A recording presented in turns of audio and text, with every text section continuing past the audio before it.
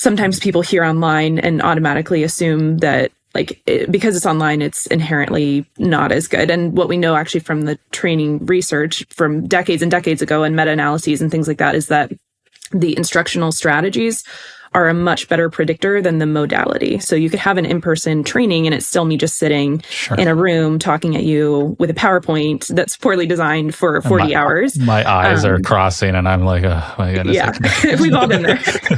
We've all been there. And so it's so much more about that. But at the same time, there are constraints, obviously, within different modalities, but also affordances or things that make it better or easier based on the technology and things like that. And so obviously in an online training, one of the limitations is you're not there to give real-time feedback. The system might be able to give feedback. One of the benefits might be being able to take some of the quizzes or assessments multiple times, being able to rewatch videos, all of those different things are affordances. But then a constraint obviously is, actually seeing what it looks like with clients, getting feedback on the ground. And so I think what I would love to hear from you guys and what I have heard about with organizations is, really combining that online training, that is not enough, no matter what. Even if it was in person in a classroom, that's not enough. It really has to be paired with that supported generalization of what does this actually look like with clients on the ground, getting feedback beyond just the competency assessment. It shouldn't just be, I'm watching this training for 40 hours and then we're jumping straight into competency and then go with your client. Or in some cases, it's even here's 1 week of the training and then you're with clients. So I'm curious what you've heard from organizations as well, since, we get some of that feedback. I mean, I've heard hire and, you know what, this funder doesn't require RBT training. So you go ahead and start with this client and work part-time with this client. And then, on your own time in the evenings, do the 40-hour training. So then we can get you more cases, right? So that is, again, right? You're providing services for a child, and in a lot of cases, they may not have the capacity to advocate for themselves. And in many cases, as I've said, a lot of ABA companies are not literally, but they're beating the no out of the children because you have to comply, and this is how we have to do it. So there's that piece of it as well. And I don't know. It's a little scary, right?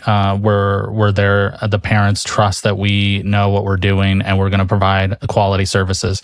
And you throw someone in that said, "Hey, I can babysit on my resume," right? You know what I mean? And so that's kind of where it's at right now. And it's not even funny, even though I'm laughing.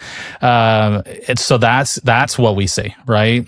I've talked to one company and they had 60 RBT contractors and they said, "Hey, they're a contractor. We don't have any control over what their schedule is or how they do." It's okay, first of all, you can't do that, right? But second of all, really, they're independent. This isn't this currently happens still in 2026, right? And what was that? What was the BCBA came out 2019? I think it was 2018. It's been a while. Yeah, and then the IRS has clarified in the past couple years. There's So but I think but that's related to training too, because it's okay, what shortcuts can we take? And I'm not, I can understand where business owners are coming from. I can understand, starting up costs a lot of money. And so I've said, I've recently, if you don't have the money to train your staff, you have no business even opening up a business. Right. Please take that into consideration. And I know it's a sweeping statement, but it's so important. It's so important there's so much, it's that, snowball effect, and it affects so many different areas. You have just the quality, yes, being able to, predict better outcomes with trained staff. Let you decrease the likelihood of abuse. Yeah. Possibly. I mean, there's assumptions being made here, right? Yeah, there are. And when we were talking to Brian about that, right? I said that to him, okay, if you have a better trained staff, is that a good assumption to make that your services will be better, right? And I want to say that that's true. Well, it depends on what your training looks like, Right. right? But it also depends on the personality of the staff, right? And can they work with 2-year-olds or do they work with 15-year-olds? There's no there's no 100% guarantee here, but you are increasing the likelihood of better outcomes all around. Yeah. If you're training your staff, plus think about like your staff's like. I just want data on that, right? Like I really want to know how well that aligns, right? Do we? Is there data? Do you know if there's? Because I am not sure. That's something we should look into. If anyone listening knows more about that, please. I don't know that there. There's one, but it's not related to RBT. So I just finished my doctorate, and there might be stuff that I'm not aware of as well. Of course. But it was in curriculum and instruction. And so some of my committee are BCBAs, but some of them aren't or weren't. I'm done now. Finally, I still feel like I'm in it, obviously. But, really my dissertation or final project was based on fieldwork supervision and curriculum and the quality of fieldwork supervision.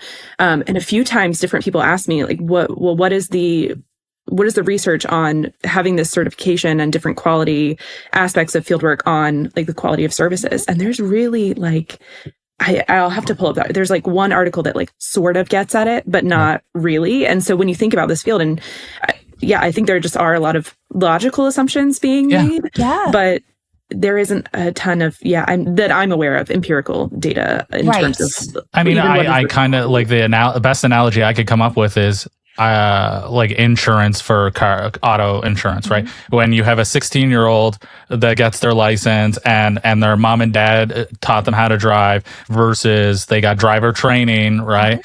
I think that the insurance has done enough, taken enough data, right? That they're like, we can give you a price cut based on this,